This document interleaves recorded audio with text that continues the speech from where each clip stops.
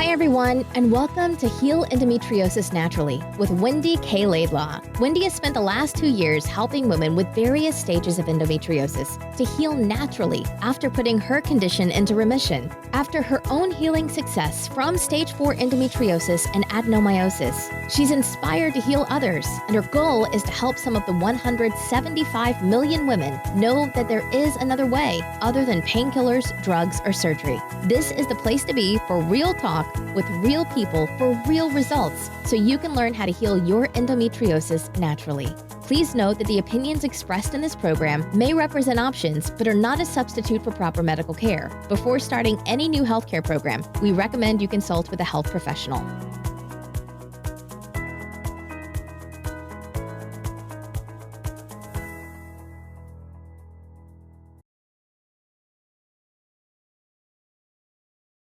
Hey everyone, it's WendyKLaidlaw, and as always, I do hope that this message finds you well. Now, today I'm going to be sharing another amazing success story. They just keep coming through and coming through and coming through. So thank you to those of them who are out there, who are working the book, who are following the principles and protocols and getting the results, but most importantly, sharing them with us. We've had at least another 3 emails coming in this week. One from a lady who had a cyst reduced by 1 centimeter in a month after she'd been to see her gynecologist, which was just amazing. She got that confirmed. Another lady who had originally started with my book, I think about 18 months ago, now has 0 pain, 0 symptoms, has a 2 to 3 day light period, and just was overjoyed. In fact, has almost forgotten she ever had the condition. So again, I'm here to inspire you wherever you are in your journey. Know that your body is an amazing organism. Once you remove what is toxic and poisonous, it just does what it wants to do, which is heal itself. You know, the immune system does what it needs to do, but if it's already impaired by toxins and poisons, and that could be in, on, and around you, then it's going to be a lot harder and a lot tougher. And of course, what we're all conditioned to do is look outside of ourselves for the answers. But of course, everything that you need to heal is within you. So hence why I'm so delighted that Hana from Slovakia agreed to come and share her story. Now, she started off in the 21-day challenge, which is the EndoBoss challenge. She also did the Embracing Emotions program as well. So if you haven't done these things yet, please go on and do them. It's an emotional journey healing this endometriosis, if you haven't already figured that out. I talk about the 5 Ps: the produce, products, property, people, and past. The produce and the products and the property, they're the easy bits in inverted commas. They are easy. Everything is in my book. It shares with you what you need to do. The emotional component be a lot more challenging because of the very nature of the fact it's emotional.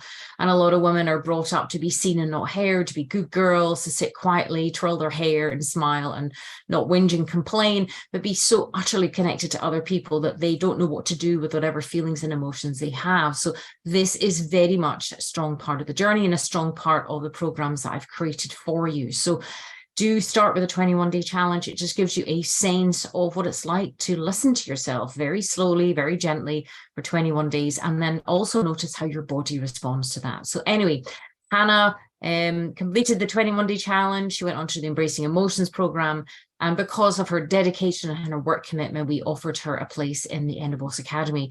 Now, the Academy now is only open sort of once or twice a year. And there is a waiting list, and not everybody who applies, unfortunately, gets a place, because we're looking for a particular type of woman who recognizes that it is hard work. It takes commitment and dedication to make necessary changes to get the results. But I am so pleased to share that Hana has been getting amazing results. Now, I thought I would read out some of what she had said at the very beginning.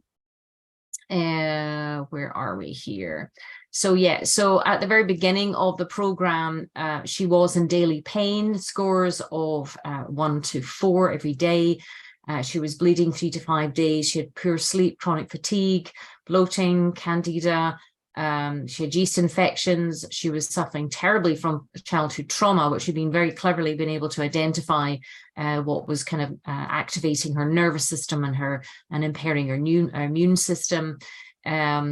She had had a lot of stress from the past, a lot of recent traumas, toxic family, things like that, that she hadn't really been getting the support from the professionals that she'd sought. In fact, some of the professionals that she'd sought help from had actually created trauma in her by themselves. So again, if you've ever had encounters with medical professionals who have been rude, crude, mistreated you, that by itself can actually create some sort of trauma inside your nervous system.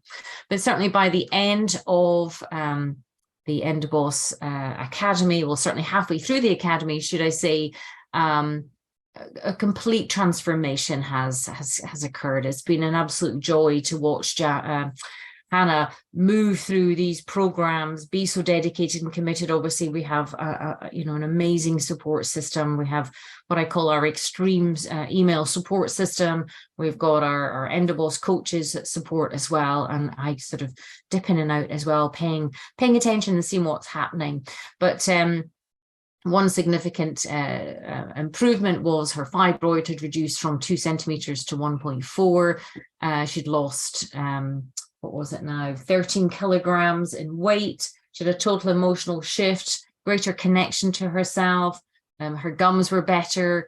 She was less fatigued. She was more confident, was able to communicate her needs more, and was able just to have this greater sense of connection to herself, where she was able to speak up for herself, have her voice, communicate her needs, hold her boundaries, and recognize what these things were. What she said of our head coach, Maxine, was she was always there for me, supporting, cheerleading, pointing to further growth, great suggestions of framing drawings, coaching me through tumultuous times, mirroring, reassuring. We had fun as well. She was compassionate, though compassion cannot be shown. Although compassion is challenging to be shown to her, listening and sometimes not listening was when it was needed to be coaching, i.e. it was a challenge for Hana at certain points to receive the compassion and the kindness because of her trauma, but over time and expert coaching, Maxine was able to build that relationship of trust, and Hana was able to relax and understand just the importance of what Maxine was offering her in sense of connection to herself. But she learned so much, obviously the foods, the toxins, the body psychology, which she said was amazing. She says, I'm more confident to speak up for myself. I've rediscovered my lost professional protective part and many more. I've embraced little parts of the little me, her adolescence. She's not afraid of her future. I'm totally self-dependent now and really listening to my needs.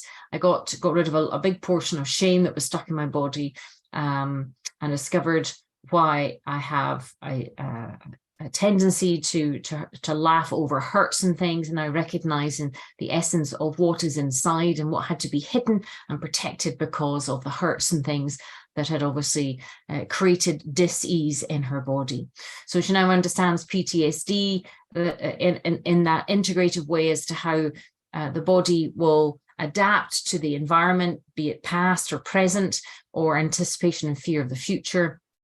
But all in all, she said, she said her although her body still carries some tension, and obviously she still got to work on that cyst, which is more of an emotional thing. She says, dear lovely woman, come here, heal, be bathed in love, and be forever happy in doing so. So as I say, I really hope that you enjoy listening to Hana share her story. As with all the women that come on this podcast, please do email in and share how it has helped you, has inspired you and given you hope. These women are beautiful women that have to overcome quite a sense of anxiety, if you like, to come on and be so open and public and share. But so do let us know if you found this podcast inspiring and helpful. And equally, wherever you are in your journey, just know that your body is an amazing organism. And when you're in the right environment, have the right information, education, if you can put all your conditions into remission. So I hope that you enjoy this, and I look forward to meeting you on your EndoBoss journey. Hey, Hana. Hi, Wendy. How are you? I am very well. How are you today? Well, thank you. Yeah, you look so well. You look so healthy. Oh, thank you. It's so better and better. Pardon? Better and better. Better every day, better and better. Absolutely. I know. Well, first of all, I want to thank you so much. We're just going to have a nice, lovely, informal chat as we normally do. But I want to thank you so much for being so courageous and so strong and so brave for coming on and sharing your journey so far. Because I remember what it was like, on my journey, kind of like, A, am I tempting fate? And B, oh my God, the critic, the perfectionist, all those parts really get excited. But you have such a beautiful voice now. You have such passion, you have such knowledge. You've grown so much. And I think it's such an important message that you're going to be sharing to so many women. Yes, thank you. I hope it helps. Absolutely. Well, as I say, this is all pre-recorded and it's lovely and informal. So we're just going to chat as we would do normally. Just be you. Okay, be the beautiful you. Just there's no right or wrong. It's just, be who you are. And I'm going to gently lead you. And equally, if you want to share for 15 hours with excitement all that you've learned, go for it. Okay, because I know that on this journey, you kind of learn more and more and more and more as you go, and then you start to connect and connect and connect more and more as you go, and then you're like, oh my goodness, how come all this stuff hasn't been shared and taught before? So I want you to enjoy this and yeah, be proud of what you've accomplished. So for those who are listening, this is a beautiful Hana from Slovakia, and she started working with us in November, I think, for the foundation. But I think maybe you started in a 21-day challenge, is that right? In August, there was a challenge. And then Excellent. I continued in the Embracing Emotions program.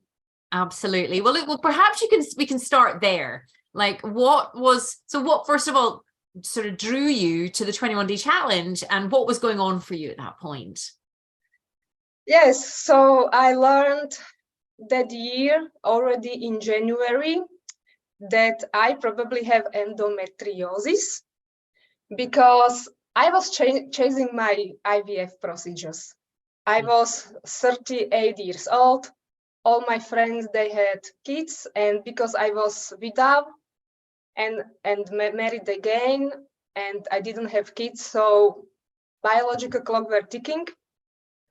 And I started to really chase IVF procedures. And the third IVF, I had 4 in 15 months. And the third one I had in January. And during this, I had also cyst and some fibroid. And this cyst had to be punctured so that the doctor could reach some follicles. Yeah. And then he prescribed me antibiotics. And I asked, why are you prescribing me antibiotics? Yeah. And he said to me, it is endometriosis. He was suspecting this. So I think, I never had surgery, to really confirm. But, if you have a chocolate cyst and it is punctured, you have this dark fluid. This, I suppose, happened. Yeah. The doctor told me it is endometriosis, because in the ultrasound, it looked like, but once he punctured that, okay, you have this. And I was like, okay, now I know I have it. Yeah. So I started to Google, and because I am from scientific background, I always have to know and learn and educate myself. So that is when I learned I have endometriosis. And then I had in April my 4th IVFs, but in different country, because in my country, I had all the time the same bad results. Yeah. And I don't know why I decided to have this third IVF. Probably my people pleaser decided, oh, they were nice to me, but I didn't have results, but they were nice to me. I am to be nice to them and go again to the procedure. Nonsense. And now I see it was nonsense. I was hurting myself. And in different country, I already had some results. So I have some embryos frozen. But then I knew that, I cannot have this embryo have implanted into my not well body. Yeah. And also in March, I started to Google, and I also managed to Google your book. And in March, I bought the book, but this book was kind of in the background, okay, I will not be successful with IVF in a different country. And in that country, there is one of the best in Europe. So I hoped I will get the result. Okay, I have this book. Okay, then I will try it later. Then I had this IVF, some embryos frozen. But then on your website, I was watching videos of other ladies getting pregnant and everything. Yeah. And I started to listen your podcast, and also that time you also had some Facebook page, and there were some podcasts with other people, and I was interested more and more, and I was drawn more and more. And then you decided to make a challenge, and I was like, okay, I am joining. Yeah. And that's how it all started. Yeah. Well, firstly, I admire you for having that tenacity and that spirit, and I do believe that all the women that will be listening to you have that same spirit, but they just, you know, this will be a wonderful confirmation for them about just keep trusting your instincts, because that your instincts led you to this point. So what was happening in your body and your mind and your emotions? What was happening for you? Obviously, I'm hearing about you trying to do the IVF, you know, you've been told you got endometriosis, you had a cyst that's being punctured, all these, so there's a lot going on. So there must have been a lot of fear and anxiety and stress going on inside. What was going on inside your body and your emotions? Well, I was basically stressed because I need to mention, yes, the cyst was punctured, but it was back, yeah. So it always returns. Yeah, and I was stressed because I still don't have kids and I really want to be a mother. And it is hard when people, your friends and everybody, your old school fellows, everybody has kids and is happy, and I had to avoid people because it was really hurting. Even my brothers, they both have 3 kids, so 6 kids in my family. Yeah. Yes. Yeah, and what was happening with my body? Now when I look back, I was really barbaric to my body, because when you go to that IVF procedure, you have to give yourself injections into your belly. And my belly was like colorful, and I was really pushing myself. So this was pusher in me. Yeah. With the knowledge I have now, I would never undergo IVF. Yeah. A really natural way is the best. Yeah. Like totally barbaric to my body, and you also, I had to take some estrogen and some artificial progesterone and those injections. I was really poisoning myself and pushing myself and being in stress, and went the wrong way, really.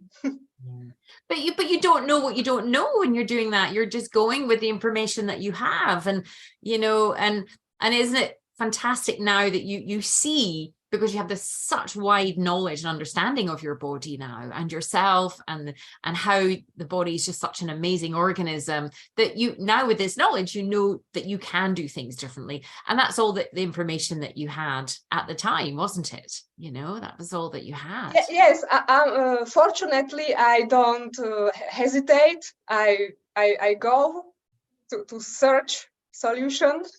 Yeah. So basically in January, I learned I have endometriosis. In August, I was in your challenge. Yeah. Well, you're a woman who knows what she wants and she goes for it, which is amazing. Yeah. But equally, your intuition and your instincts were guiding you along the way. That you weren't just saying, well, that's me, I'm going to accept that, I'm going to do something about it.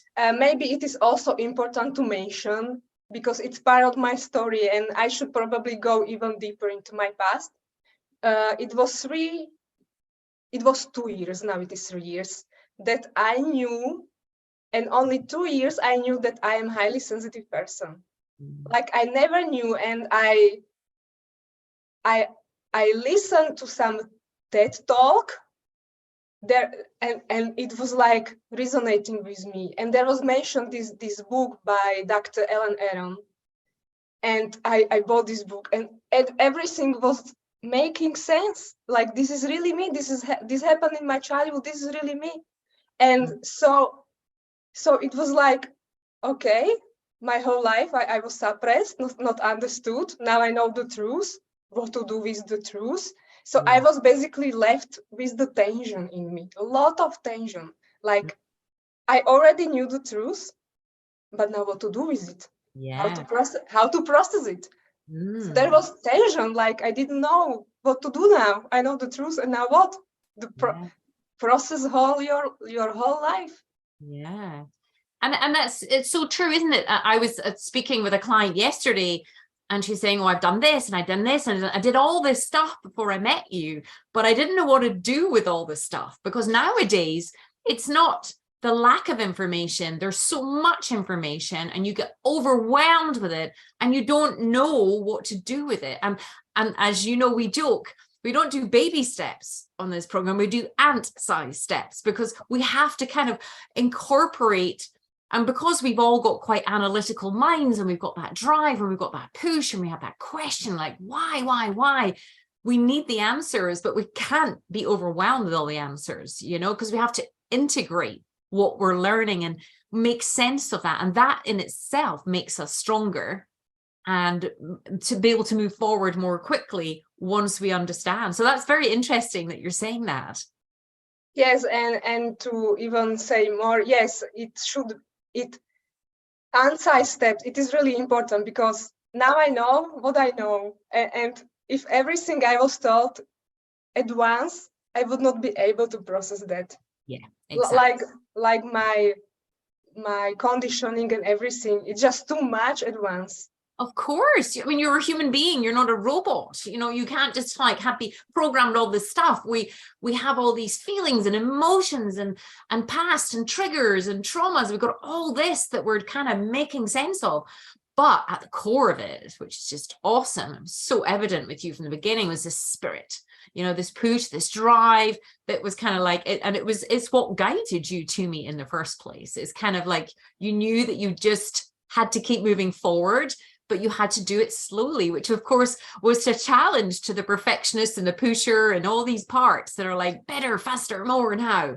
And the more you learn, the more you were able to self-soothe. And I think, I mean, again, if you're comfortable in discussing it, I know that you touched on, you know, your sensitivity and where that originated from. And of course, that is our superpower now. We've been able to turn that sensitivity into our superpower, haven't we? Yeah, superpower.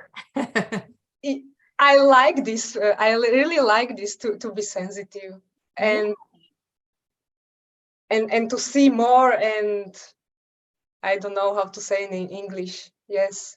Yeah. For me, it is a gift, really.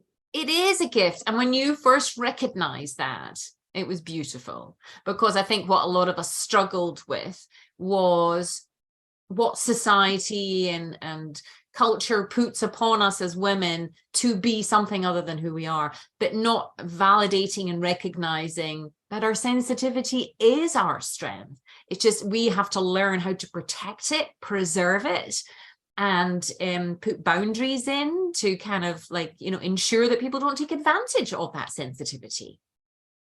Maybe what came to my mind now, that I was not that affected by society, because my whole life I was outsider.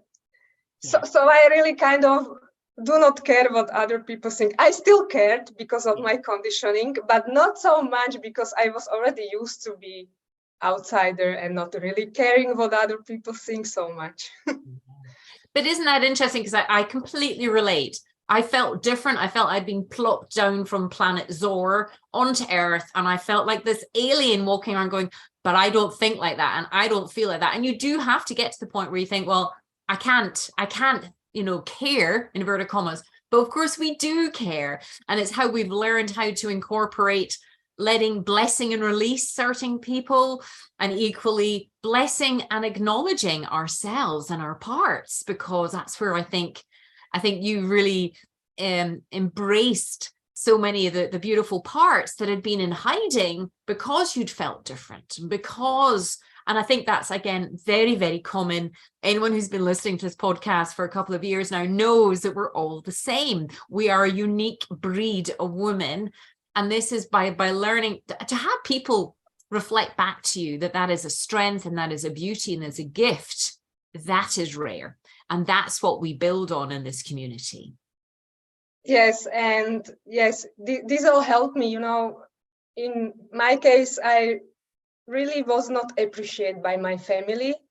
And I really had to put really strong boundaries. Once I really embraced myself, who I really am, and it's okay, and it's just wonderful, and it is gift. And I was not still being appreciated by my family and gaslighted by some members. And most hurting, it's you are not appreciated by your own mother. This caused me the most trauma in me. So I learned to really kind of bless and release. Because we still do care, we still love people, we have hearts for everybody, but yes, it is like this oxygen mask scenario. How you can be there for others if you are going down, fatigued and everything. Absolutely. And it's almost like, you know, as you're describing that about your mother and stuff, I mean, again, it's very common for not every woman, but a lot of women with endometriosis that, again, I was speaking to someone yesterday and they explained about their lack of relationship. In fact, it was really cruel and unkind and abusive. And it's heart-wrenching, you know, for the heart, for the little them to understand that it wasn't their fault. It was nothing that they did. It was just, we can make assumptions, but it doesn't really matter, the excuses, the explanations, because they're not justifications for the behavior. And what we need to learn is to kind of learn to heal our own heart that is such a big, beautiful, beating heart that has been bruised and battered. And we are learning how to protect that and preserve that and really appreciate that in a whole new way. Protect, and I kind of adopted myself. I adopted my own little child and my own adolescent. So I am now giving the love myself I didn't have. You're the parent to your parts that you never got the parenting that you needed before, because there wasn't that relationship. And that's beautiful. I love that analogy or that term. You adopted your little unit, and it's beautiful. I am the mom now. You're the mom to yourself, and I think that's so. It feels so right. Like it feels like that. Of course, you know, because there isn't ever going to be anybody that's going to be able to fill that place or that space. It has to be our own self, because then we learn what our different parts, what their different needs are. And they have different needs, as you've been establishing and understanding, from a furry blanket to sitting on a motorbike or a racing car, you know, depending on the parts, you know, it's understanding. Remote cart, remote control car, jumping ball. Yes, exactly. But also the more and more that you were uncovering, discovering, learning to kind of almost revere and revel in all this beauty that lay within all these parts that had been hidden. It was joyous to see your smile widen, to see your energy get brighter and lighter. And of course, you triggers and trials and tribulations came your way to test you, and you were navigating them like a ninja. And then like your body was responding. It's just fantastic. It was a road, really. Like it's a roller coaster. I never say it's easy, because it is not easy, but it is so worth it, isn't it? Yeah, and once you told that, I threw myself into it. So I really threw myself into it. And now I'm so proud and so happy, and I never regret that. It is just wonderful what I discovered. And yeah, I even find out that I have a talent for playing on piano. I don't know still to play, but I play for myself, compose myself, and it is such a joy. I know my team are like, we were singing Hannah's tune earlier. We kept singing it in our head. But that was the beauty. All these, and there's still more to uncover, of course. But you know, your talent for playing music, your talent of your drawings and your paintings and your poetry. There was all this beautiful sense of creativity being allowed to be expressed, which had been suppressed before because you were just in survival mode. Yes, I was set up by my parents to go the analytical route. Yeah. So it was, all the creativity was suppressed and not appreciated. Absolutely. Like, be scientists and go analytical way, because you will not survive in this unkind world. This was the teaching of my parents. Yeah. And of course, parts of you would say, well, that makes sense. I need to know that the science, that's why you have such a strong science background. You know, you were analytical, you wanted to know the facts and stuff, which is awesome. But of course, you know, there was so much sadness there too, because you weren't able to connect with the light and the joy and the spirit of your other parts that had to be fragmented and had to be switched off from to survive. You were just in pure survival.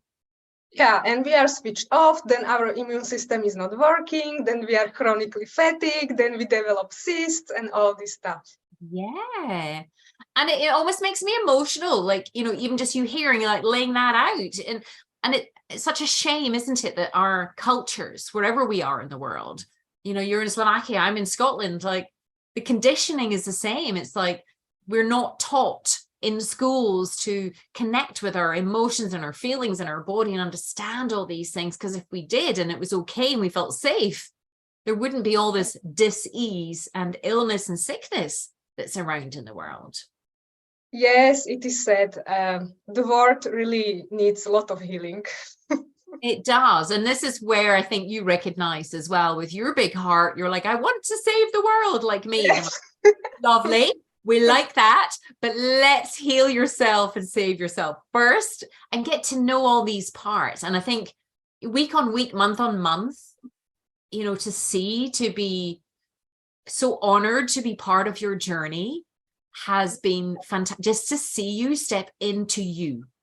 You was always there. And that's the beauty of working with people like yourself, is you have that spirit, because that's what drove you here. You have that intuition, and it's learning for you to harness that and embrace that in a whole new way, to learn the messages and the meanings behind everything, and then allow for that integration.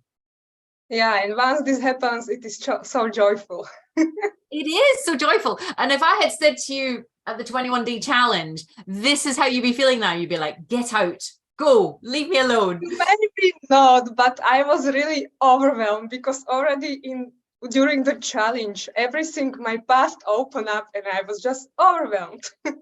Exactly, because it was so new. And that's why I call it a challenge. And that's why, you know, but it's such a challenge for women like us to feel our emotions come into our body, because we learned for survival, and it was very clever and very sophisticated form of strategy to switch off, because that's all that we knew. We didn't have the teaching, the mentoring, the coaching, the love, the support, the cheerleading. We had none of that, you know, but you're here now, and that's what matters. Yes, and what came to my mind that during the program, there was some quote that without challenge, we will not grow. So to grow, we need a little bit to be challenged. Absolutely. And I'm a great believer that all the sadness and the mistreatment, the hurt, the abuse, all that kind of stuff that we had growing up was training us for our future. Because there's no way, you know, me and my team could do the work we do if we'd not had those experiences. At the same time, I do not wish that on anybody, which is why it's important moving forward to teach people how to, if they recognize themselves as sensitive, or they're called sensitive as if it's a blight, as if it's a bad thing, then they can really step into that sensitivity and learn how to protect and preserve it. Yeah, I feel it the same, because I would not be so strong. I had some happenings in my life, and not going through that, I would not be so strong now. So it's really building me. Yeah. And now I'm thankful really for the endometriosis, because I would never really meet you and, and your team. And now I'm thankful because I'm healing it. It's now going into remission, and I feel it was a blessing. I know, and it's so lovely to hear that. And I love that's why I thank you for doing these podcasts, because again, for those who are listening, it might sound really weird, because I know I'm like, I'm thankful for endometriosis showing up, because I wouldn't have gone down this path. I wouldn't have known what I've known. And how many women come on here and say the same thing, that actually it was their body's way of getting their attention to say, hey, you deserve better treatment. It wasn't your fault what happened to you. But actually, ironically, it was happening for you. It was training you for the future. And you don't have to suffer for the rest of your life. Because I think, you know, a lot of us can feel very different.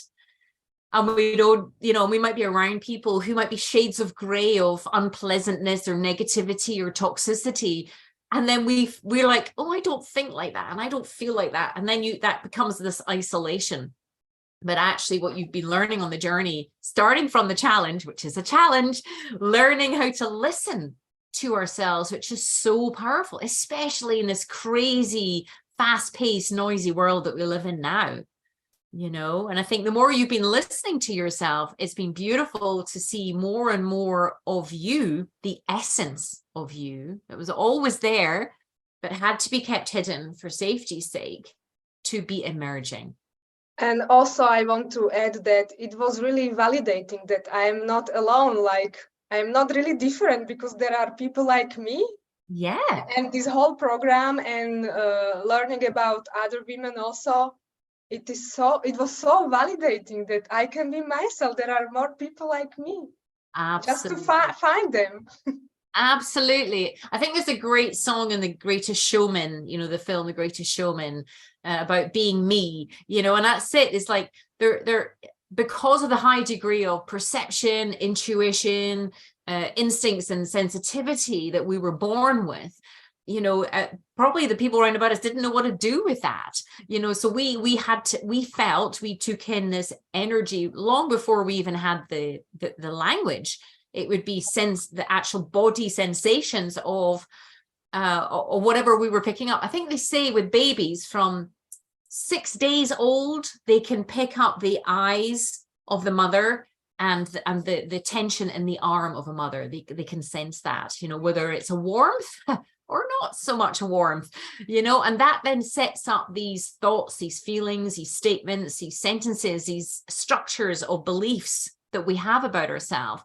And this is why, again, when the body sort of starts to speak, we need to gently listen, gently listen to what it's saying, and know that it's, because I think sometimes it can be a lot of shame that has been projected onto women, which is not their shame to hold on to. And it's them learning to recognize their beauty that lies within. Yes, exactly. And also, I didn't know that other people are not like me. I always thought that other people are also getting what other people feel. Yes. And I wondered why they are not getting me, why they are not so nice to me as I am nice to them. So this was totally mystery to me. And then I learned, okay, they are not like us. We are different. Yeah, and we're a good different.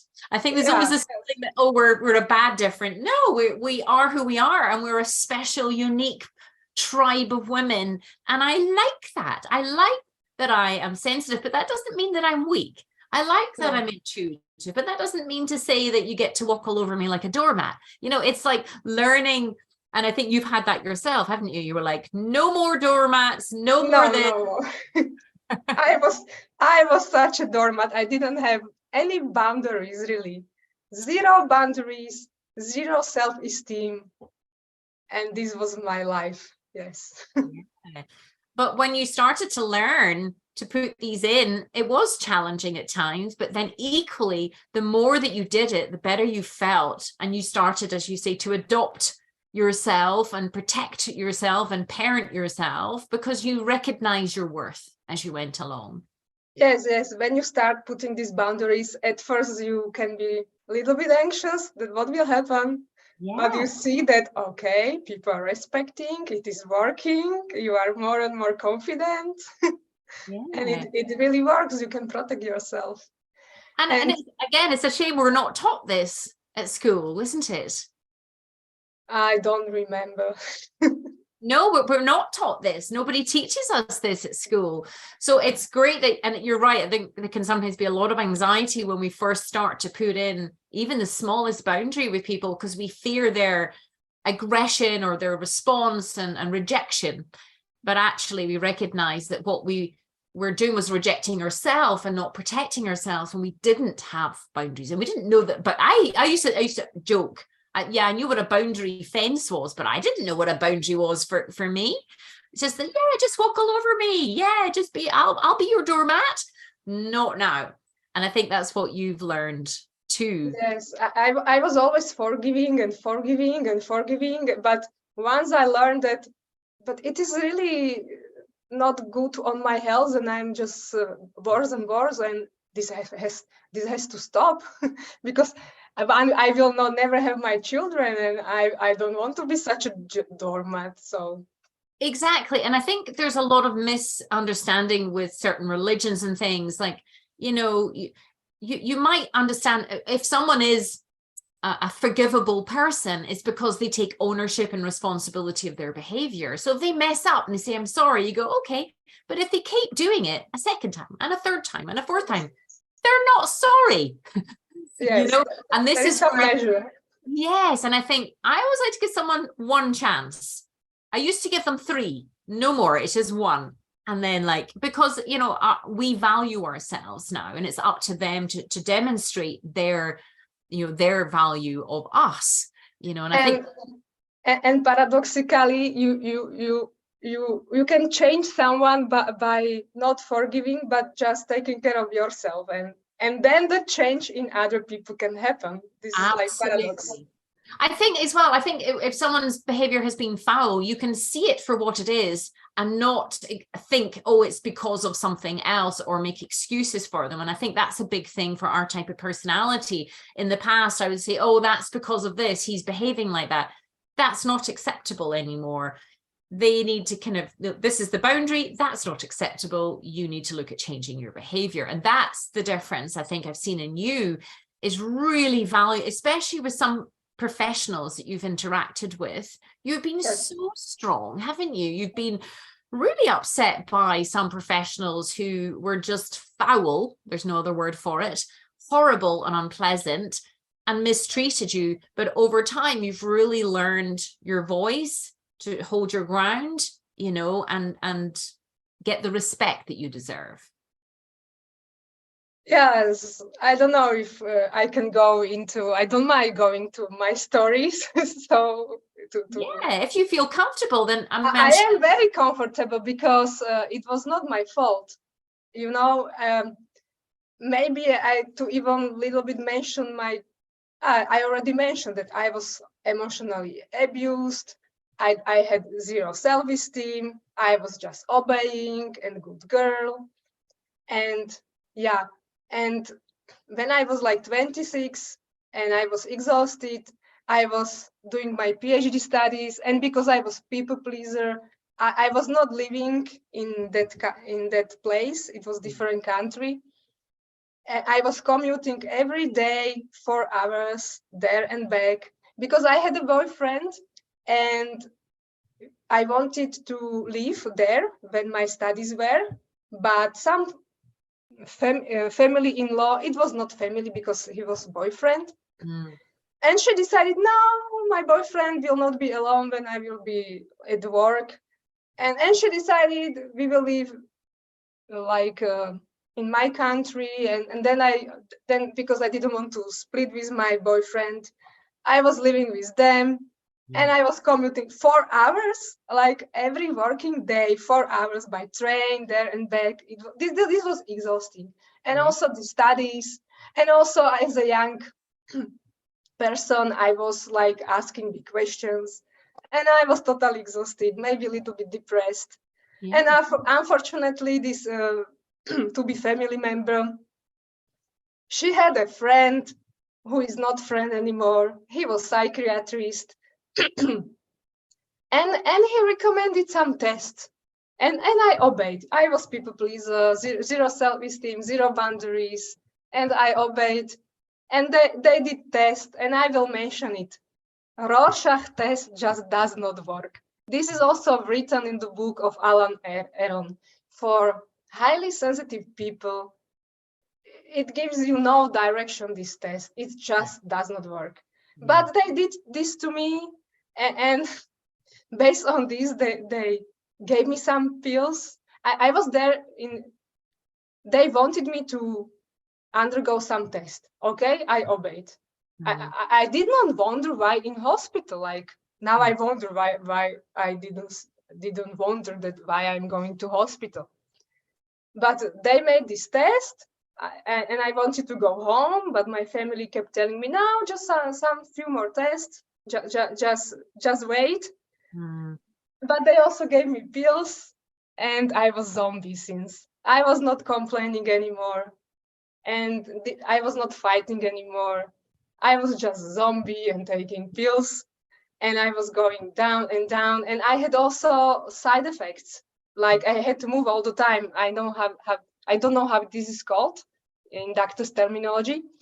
And the doctor told my family, she is lying. She's making this up. Like, I am honest person. I never lie, really. I never lie. And there was so much projections. So I was worse and worse. And my family-in-law, not family-in-law, we married later, they saw how I am worse and worse, so they took me out. Oh, thank goodness. Yeah. They took me out. They fight it for me. They took me out, pills, eggs, and everything. But I know how I felt like nothing is going to help me. I will end my life. So I really tried to end my life for the first time. And unfortunately, they brought me back to the same place. And the same happened again. I had pills. Oh my goodness. I had pills, and I was really bad. And again, they fight it for me, and again took me out. And then I had a second suicide attempt. Yeah. No. And then I was brought thankfully to another hospital. But I recovered there, and I maybe due to the treatment, no pills anymore, blah blah blah. But also there was a personal shift in me, and also I told myself that if nobody understands me, because I feel like nobody really understands me, then I will try to understand people, and so on. So this was my story, and I became new person, stronger. I even started to write poems. It was the first time I started to. So to some extent, I maybe found some part of me, some maybe spiritual part. And but still I was not myself. Still I was not knowing myself that I'm a highly sensitive person. But this saying, what does not kill you makes you stronger. And yes, and what happened?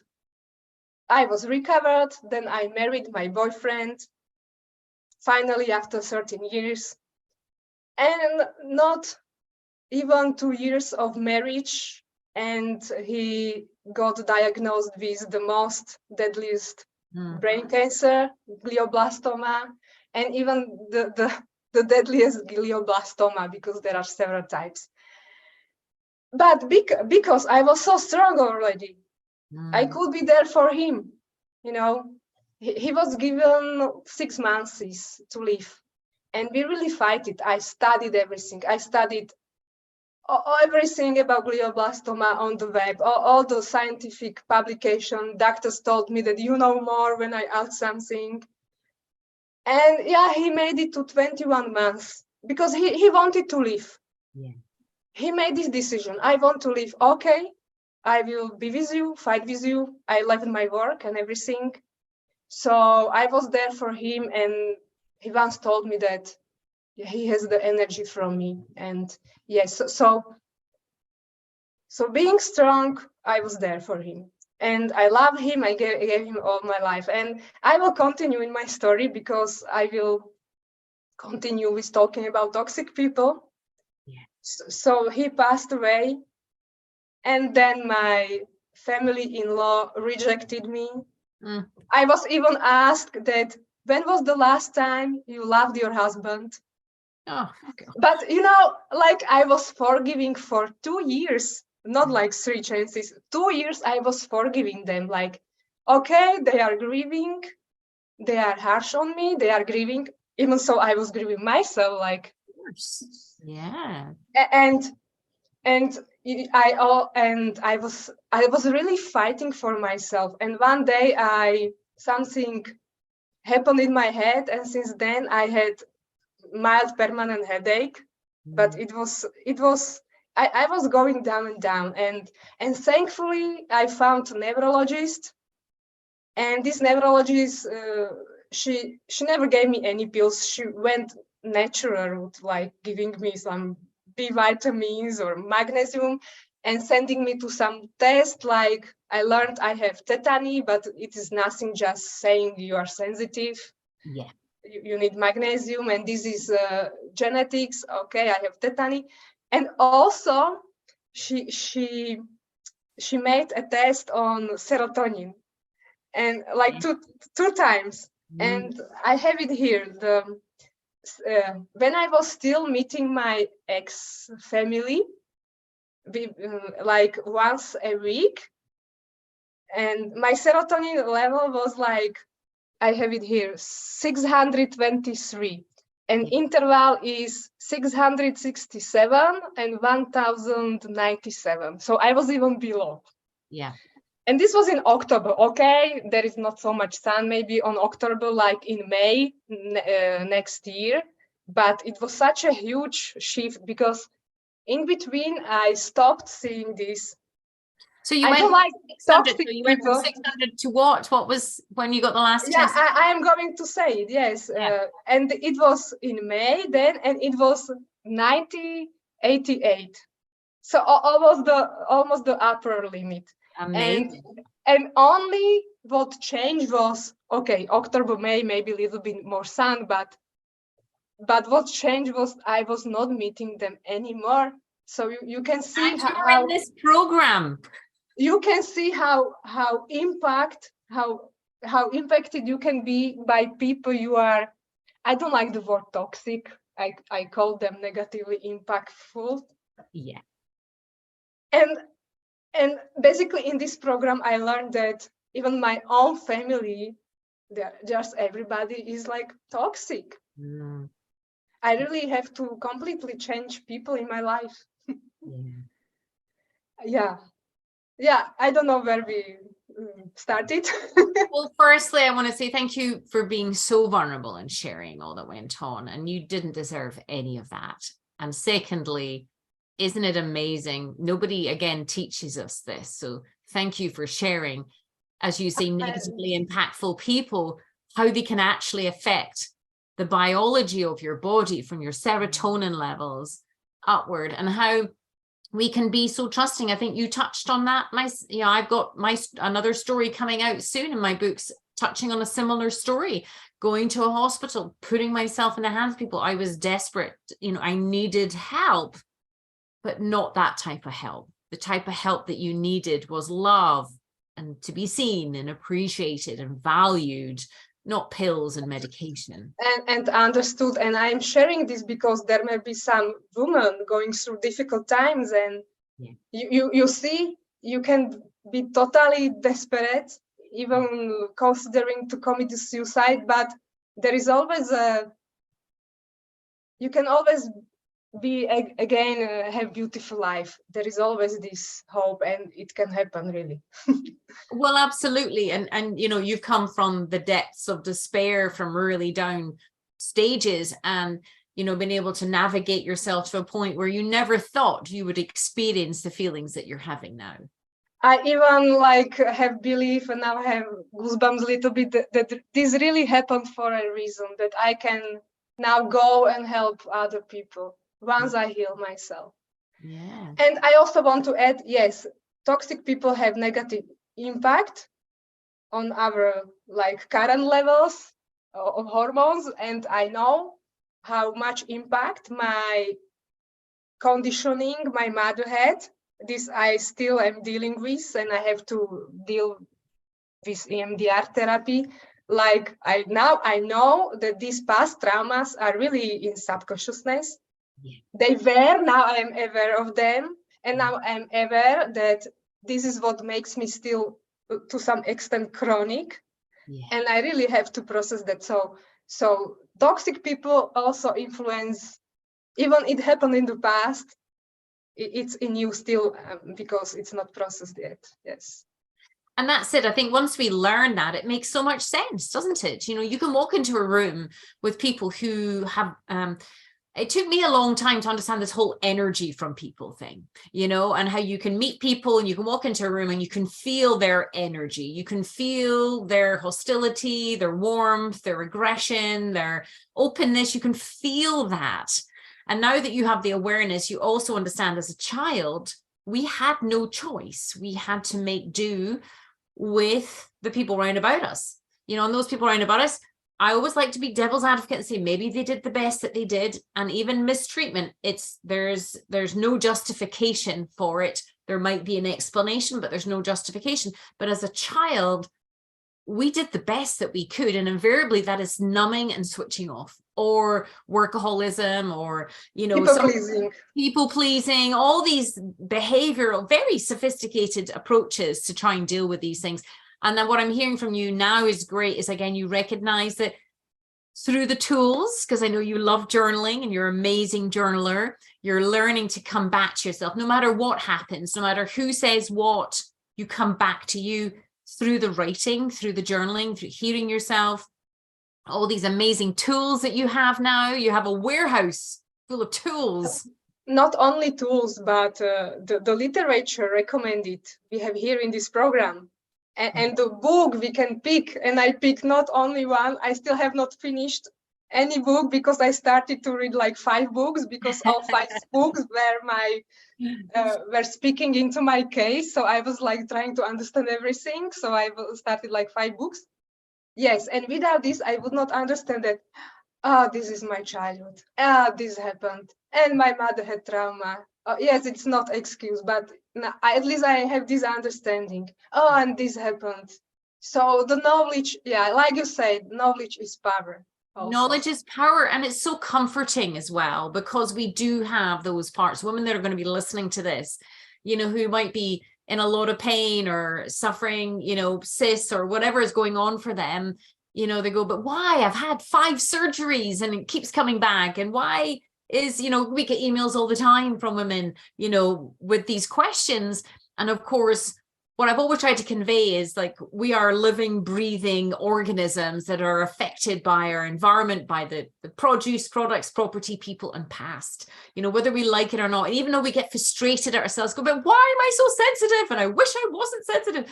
We are. That's who we are. And we can turn this. I couldn't do this. I couldn't have created this business, written my book, done all these things, if I hadn't had that and learned to harness it. And I think that's what you've really learned beautifully, is this self-acceptance, being acknowledged by the team and Maxine and I for who you are, the beauty that lies there. And sometimes there's triggers and sometimes there's things happening, but that's okay. It's come along because it needs attention. It needs to be seen and heard and loved and valued. And then you move through to another stage. And there's all these different stages, isn't there? Yes, and I will return back really. And I know why I have cyst. Yeah. Along the journey, I learned through journaling, meditation, and yes. And my cyst is there because it were hurt by people close to me. Yeah. Not only hurt, like the thing that my first husband died were hurting, like my cyst. Also, my mother, when she hurted me, it also contributed. And when I was like 16 and I lost precious friendship, this also contributed to my cyst. So now I really understand why the cyst is there. Yeah. So I grieved over loss of my first husband. Even so, I thought that the grieving process is over. Yeah. But in this program, I really saw that no, I have not grieved entirely, that I have not let go. Even so, I thought. Yeah. So this I processed. I also processed that friendship loss when I was adolescent, and I am yet to process my past. Hopefully, I will find one day EMDR therapist, which is hard in my country because professionals here are not sensitive. No. I have to really go online. I know it best is to have in-person therapist, EMDR, but my case is special. Now being unsuccessful for 5 months or more, Yeah. and doing the same thing over and over, which is insanity. You teach. I Yeah. really have to go online with EMDR therapists. And once I know that once I process these traumas, this can go really. Exactly. And of course, that processing will take time because we'll have set up very specialized protective layers of mechanism, like these super duper security banks. You know, we've got all these layers and levels. But what I sense from you now, though, is this capacity to understand yourself, your body, your emotions, your feelings, all the things that are happening, whatever, at whatever, and being in the world in a way that really celebrates yourself and hears yourself that you didn't have before. I have absolutely no doubt you have everything in you. You have all these tools and resources now to handle anything and everyone. Yes, I wanted to say we now have the tools. I really am confident I will not only survive but thrive in this world. And also with the tools I am processing, I managed to process a lot of things. Yeah, you did. I mean, it would maybe take like ages of talking therapy, but it's really, some tools are so powerful. So you powerful. can, even with them, you can process a lot. Yeah. Okay, for something I need therapies, yes, but I managed to process a lot with these tools. Absolutely. And I think a lot of people underestimate the power of journaling, which is why I go on, and I'm sorry if you're listening to this and hear me go on about it again, but journaling is so powerful because it's so private and it allows for the integration. It allows for the different parts to be heard. It allows for the feelings. Somebody said to me yesterday, but how do you deal with anger and rage and fury? And I'm like, oh, we like when anger and rage and fury come up because it's been bubbling like a volcano underneath. We don't obviously suggest people take it out on other people, but we say run up a hill and jump and scream, get a punching bag, which I believe you've got a punching bag, which I can't wait to see. Yes, but sorry for interrupting. This bag I had to use yesterday, but I was really using yesterday because I had another EMD therapist I thought is potential one. It turned out bad way, so I was angry, like no more in Slovakia, no more. I had to punch that out. But before, during the program, I was using journal, and Yes. it really was like I was for 7 months. For 7 months, I was raging. Yeah. Mostly on my mother, yes, understandable.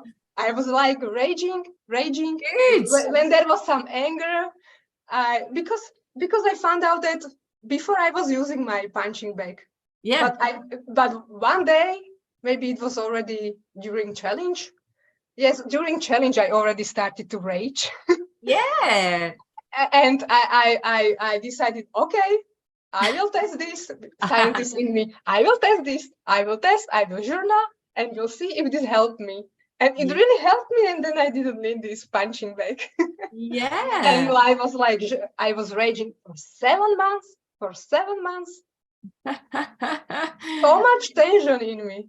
But that's it. I mean, you mentioned that from all the mistreatment and all the kind of trusting that you did and all this tension that would have been like, but you know, the question why and how did they have to be that way and why?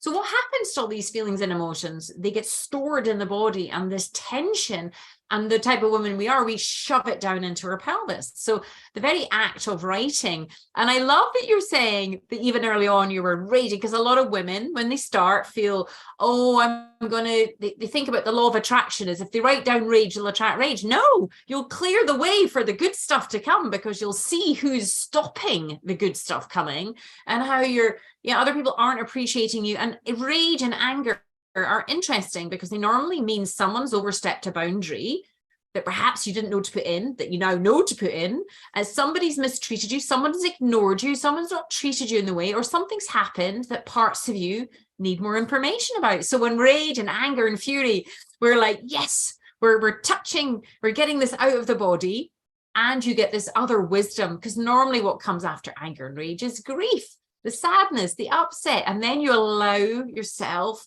to breathe and experience music in your drawings and your paintings and all these beautiful things that you've now cleared the way to allow to come up.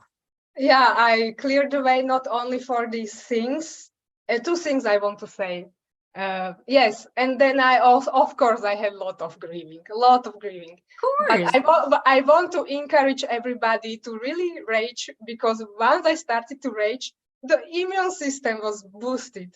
Like I was then coughing like 2 months, you know, like my immune system was not working. And once it started to be better, it started to clear also everything in the body, like from physical point of view. Yeah, and you've had lots of positive physical improvements. You said you'd lost, what was it, 13? Yeah, I already paid attention to what I eat during Embracing Emotion program, but in the foundation program, when I learned how to eat little and often and no sugars, and yes, and like from August to like maybe, let's say this day, I lost like 13 kilograms. And I had to buy totally new clothes. And of course, now I try to buy organic ones. Yeah, exactly. And I feel better, and yes, it is so good. Yeah, and your skin and your hair and your nails and your energy and all these other things, you know. And what I can confirm, because in September, I had general test every year in my country. You go to Obgyn and to check what is inside, and after 6 months, I asked my Obgyn. She's very nice. I am happy to have her, and to check what is my cyst doing in myoma. Yeah. And yeah, so the cyst was 6 centimeters, and it is still 6 centimeters, but it is great, because I even didn't have a whole dose of serapeptase, because I had to build slowly because of the detox reaction. And the myoma, which was 2 centimeters, it reduced to 1.4. Amazing. And not only this, I mean, my last period was, for the first time, no pain. So say that again. This was the first pain, time in 28 years, wasn't it? That painless period. Yeah, I should mention that I never suffered like other ladies. I never had pains like they did. I was never bedridden. My period was not normal, but was not so painful. My life was like, I suffered emotionally. I am like in this program to heal emotionally more, but of course I had some pains and not normal bleeding. And this now is totally no pain.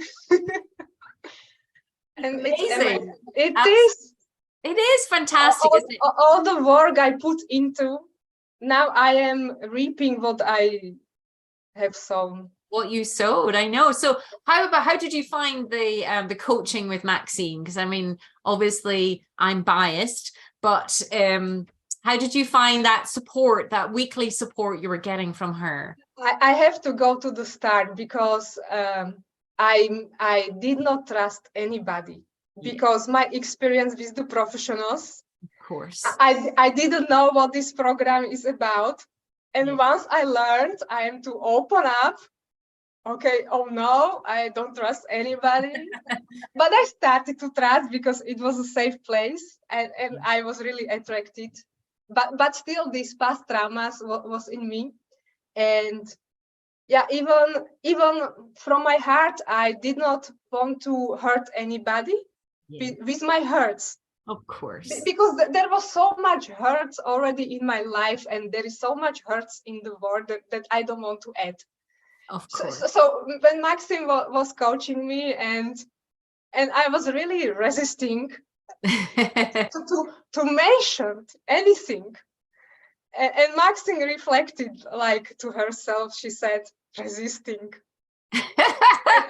and it resonated with me. And then after the coaching call, I started to communicate through drawings and poems. And I even wrote poem about this resisting. The poem is the title of the poem is Resisting, and it's about why I am resisting. So I communicated to Maxim why I was resisting. So I really was not able to speak about my traumas. So you have seen my drawings. I really, every trauma with my mother or family, I made a drawing. This is how I was communicating in the beginning. And when you think back to the beginning of that time, can you really like hug that part that was just hurting, and naturally scared to trust because your life before had taught you not to trust? Yes, not to trust, and also it's me that I want to. My core me is to spread beauty in this world, and no more hurts. So I was like, I am going to hold this hurt inside me. But in this program, you can really open up. You have a whole team cheering you and supporting you and everything, and it is a loving, safe place. Yes. So this was one thing, and later in the academy, I really see how Maxim is coaching very well, because when I think I have reached something, Maxim goes further. She points to some further your possible capabilities. So this I like. Also. Yes. Yeah. Oh, I'm so glad. I'm so glad, because I think that's it. Knowing that you're in a safe place is rare, and it takes time because history has taught you not to trust. And of course, equally, we're teaching you to how it's kind of like a hunter goes out in the jungle. They kind of know what signs to look for certain animals that are dangerous or safe. And that's what I believe this program teaches you, not only how to listen to yourself, but to look for the signs in other people to go, they're maybe not safe to trust. Oh, this person's safe to trust because of X, Y, and Z. And I think there's a lot, again, misinformation of love everybody. No, don't love everybody. They're not safe enough to trust, or don't like everyone. No, don't, because they're not worthy of your like and love. Let them, you know what I mean? So you've learned how to kind of look for the signs like the hunter in the jungle, going, yeah, that person has demonstrated to me that they may be worthy of my trust. Do you know what I mean? And that's what's been lovely, because that's really built your own trust in yourself, which I think has been the biggest thing, hasn't it? Yes, I have learned to trust myself and to protect myself. Yes. Not to put myself in danger anymore, to protect my little me in me. Of course. And that gives me goosebumps, because that will never be lost now. That how important. No, I will never allow. When I learned this, and in this point, no, there is no way back. No way back. Never, ever again, because you recognize your worth. I really do. I really do. And it's so fantastic. I'm so glad. Now, I believe you've got a couple of poems that you wanted to read. Yes, yes, I wanted to, because one is about this program. It's a really beautiful analogy. Like, do not make me cry. You will cry. I will drink water. And because during this program, I have so much inspiration. I was never so creative. I never have drawn so much drawings. Now I even compose music and write poems even in English. So I would like to read two poems. One is longer one and another is shorter. So let me read the first one. It is called Law of Seeds. A seed wants to grow, to go with the flow of time. Give it the right environment, give it the right climb. It will start its magic wonder.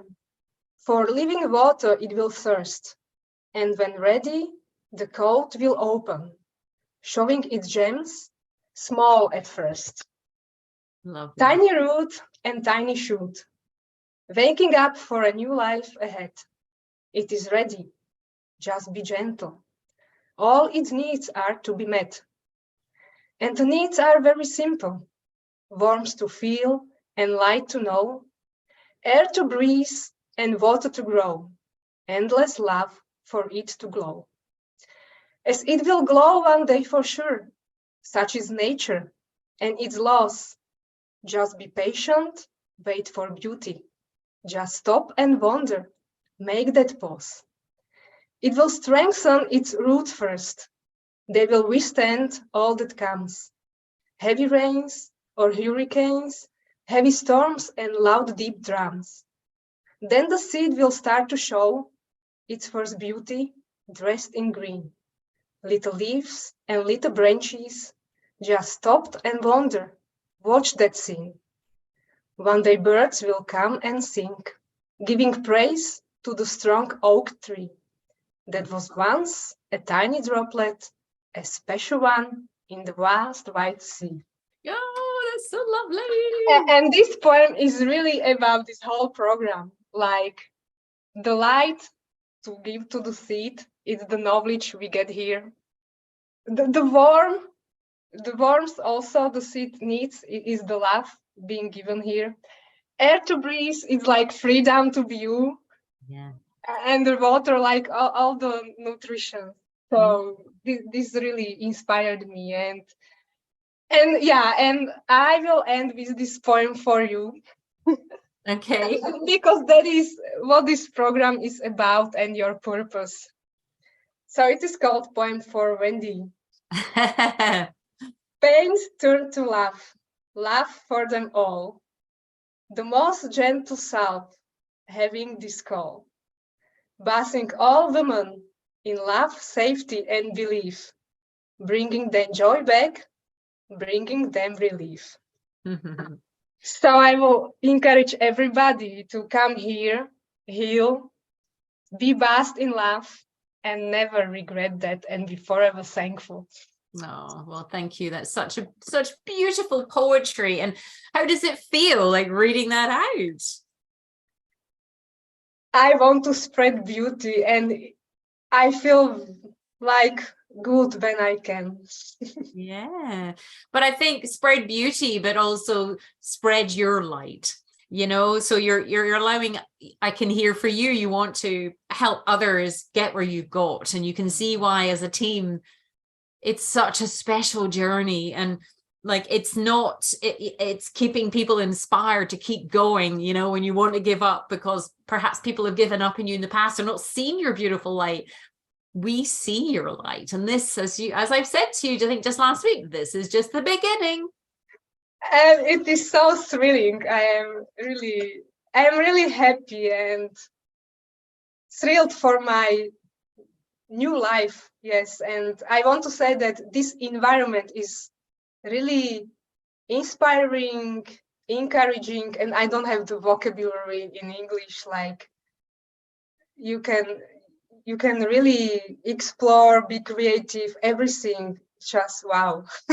Yeah. Oh, well, thank you so much for coming on. What would be your parting words to any woman that is sitting at home with a hot water clasped to her abdomen right now, feeling like nobody gets her? What would be your parting words to her as she's listening to this, feeling so inspired? People will get you. And you deserve to be healthy and to have joy and to feel beauty and everything. And you can do it. Hey, amazing. Well, look, thank you so much. It has been an absolute joy to interview you. And as I say, I know this is the very beginning for you. And I am so super proud of you and all your parts for everything that you've done. Thank you. And thank you for having me. Oh, it's been my... And thank you for being. Pardon? And thank you for being you. Well, thank you, darling. Thank you. Oh, I appreciate that so much. And it's just such a joy for all of us to be part of your journey. It is such an honor to be on with you at the beginning of your journey and to see where you're going to be headed, because we have so much faith in you. My honor as well. Well, look, thank you so much, Hana. It's been an absolute joy. I'm going to pause the recording in a second and we can just chat in a couple of minutes. But to everyone who's listening, if you want to learn more, then go to healendometriosisnaturally.com/programs. I do have some very exciting news to share. that we're going to be hosting a in-person live retreat in October. So I am super excited about that. Now, there's only going to be about 8 to 10 spaces. You're going to be with me and Maxine for 5 nights, 6 days. So make sure to watch the space and go on and register interest as soon as possible. But until then, as always, look after yourself and to your health.